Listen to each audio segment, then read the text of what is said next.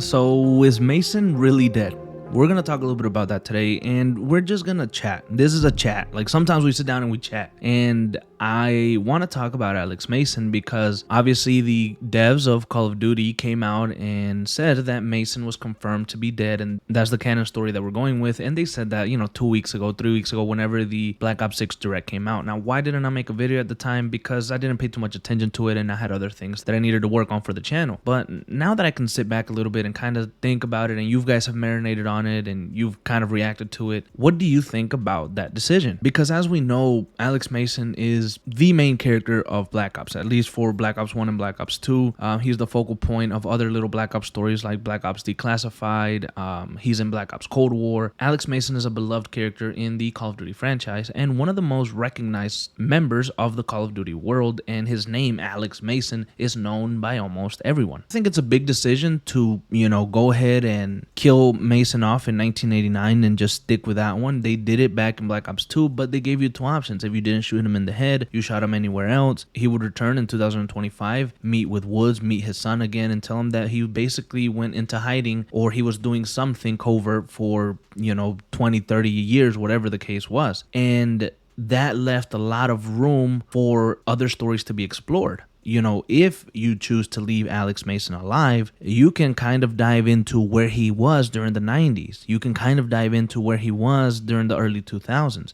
Things like that. Where did he go hide? Did he continue to do other missions? Was he hunting something down? It's infinite. And I think people love Alex Masonn so much that they would want to see that. They would buy a game that focuses around that happening and where Alex was. You could also see now that Adler has gone rogue, maybe he knows that Alex Masonn is alive and he reaches out to Mason, and Mason kind of tells him, hey, never tell Wood, never tell anybody that I'm here, yada yada. But maybe Russell Adler was one of those characters that knew about Alex Masonn not being dead. So there was a lot of possibilities, and I kind of held off hope that maybe we would see Mason in Black Ops 6 in some capacity. Maybe through Adler, I thought that we would eventually maybe get a glimpse of him or something like that. But with him being confirmed dead, that possibility shrinkens quite a bit. Now, I also kind of think a little bit of the truth lies. That is like the slogan for Call of Duty Black Ops 6. That is their main thing. The truth lies. The truth lies. And they're throwing it in your face over and over again. And I'm kind of thinking, what if the truth lies for the developers as well? What if they're saying, hey, you know what? Alex Masonn is dead. Yes, the canon ending is this, but what if we take it as the truth lies? Maybe they're lying. They're telling us this, but maybe they're lying.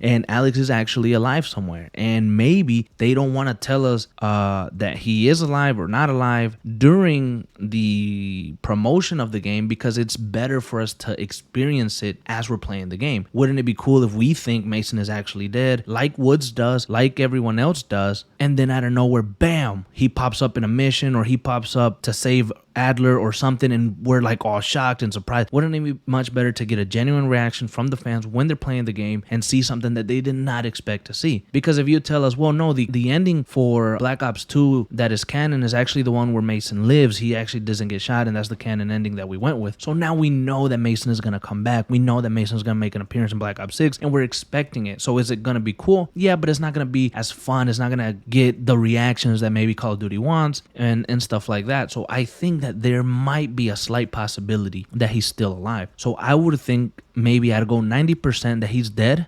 That yes, they're being truthful. The canon ending is that when Alex is confirmed to be dead. But I'm going to keep that 10% alive, that he might be out there, because I think I just, something tells me that he might not be, man. He might not be, and he might pop up, and that would be awesome for us to see, awesome for us to experience. And I mean, I think that's the way to go, because there's more stories to tell, maybe with Alex Masonn. Even though he's already in like his 40s, 50s probably by the time the 90s roll around. He is pretty old, was born in 1933. But in Call of Duty, that doesn't really matter because all the characters look fairly young. So again, I think Masonn might be alive, and I think we shouldn't take anything that the developers say at face value during this whole promotion, because like their slogan says, man, the truth lies. And I think that there are some lies in some of the quote unquote truth that they're telling us. And that's my thinking on it. And I think that's it. Really, I want to know what you guys think. Do you think Alex Masonn truly is dead? And do you believe the devs, or do you think they're maybe lying to throw us off a little bit and kind of get us off the scent so there could be a big ass surprise or a big reveal during the campaign of Black Ops 6?